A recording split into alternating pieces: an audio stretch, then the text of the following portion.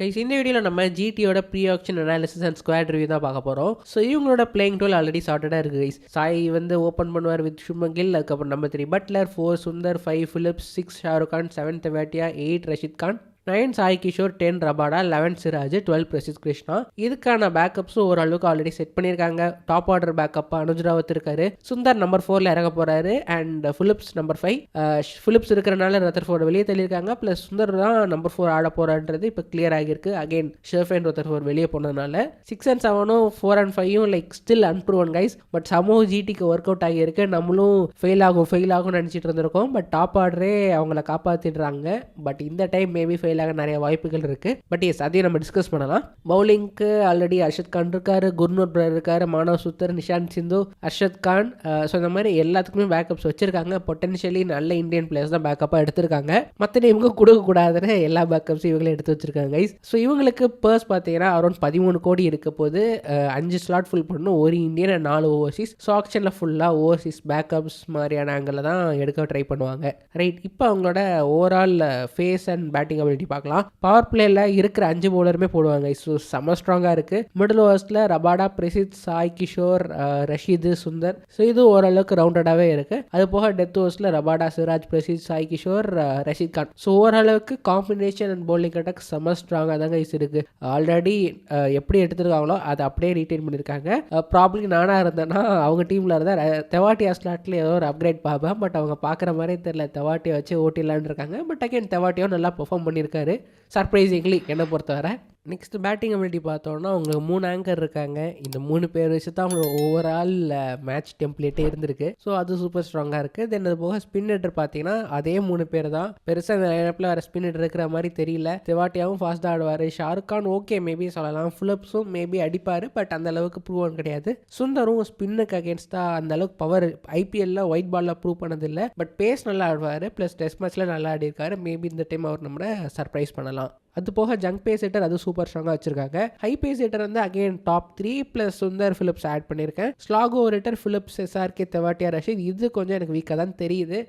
இது எப்படி work out பண்ணுறாங்க, எப்படி அவங்களுக்கு கிளியர் ஆகுது, ஒர்க் ஆகுதுன்னே தெரியல. பட் ஒர்க் ஆகிட்டு இருக்கு.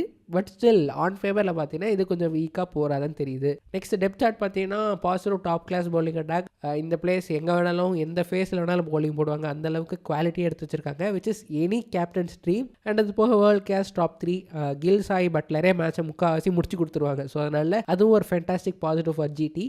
நெகட்டிவ்ஸ் பார்த்தீங்கன்னா டீம் பேலன்ஸ் நான் போட்டிருக்கேன். ஸோ பேலன்ஸ்ன்றது எந்த ஆங்கிள்னா இது வந்து ஒரு ப்ரூவன் பேட்டிங்கே இல்லை கைஸ். இங்கே 4, 5, 6, 7 எடுத்துக்கோங்களேன். சுந்தர் வந்து ஒரு பவுலிங் ஆல்ரவுண்டர், இப்போ தான் பேட்டிங் ஆல்ரவுண்டர் வராரு. ஸோ அதனால ஆன் பேப்பரில் இப்போதைக்கு அது வீக் ஸ்பாட் தான். அது போக ஷாருக் கான், தெவாட்டியா வந்து வேறு செகண்டரி ஸ்கில்ஸ் எதுவுமே தரது கிடையாது. அண்ட் சுந்தரை கூட அவங்க பெருசாக யூஸ் பண்ணல லாஸ்ட் டைம். அப்படி பார்க்கும்போது லைக் கொஞ்சம் 1 டைமென்ஷனலாக தெரியுது. But top class bowling attack இருக்கிறனால அது அவங்களுக்கு பெருசாக ப்ராப்ளமாக தெரியல இது வர. 4, 5, 6, 7 இஸ் இன்னும் not too dangerous on paper. தெவாட்டியா அவரோட வேலையை பண்ணுறாரு. ஷாருக் கான் அவரோட எக்ஸ்பெக்டேஷன் அளவுக்கு ஒழுங்காக பண்ணது கிடையாது. ஃபிலிப்ஸ் ஐ திங்க் இதுதான் அவரோட ஃபர்ஸ்ட் ஃபுல் சீசனாக இருக்க போகுது. அண்ட் சுந்தர் அகைன் எஸ் அவரோட ஸ்டாக்ஸ் ஏறுது. But batting in white ball formats இன்னும் ப்ரூவ் பண்ணது கிடையாது. ஸோ அது கொஞ்சம் ப்ராப்ளமாக இருக்கலாம் ஜிடிக்கு இந்த டைம்.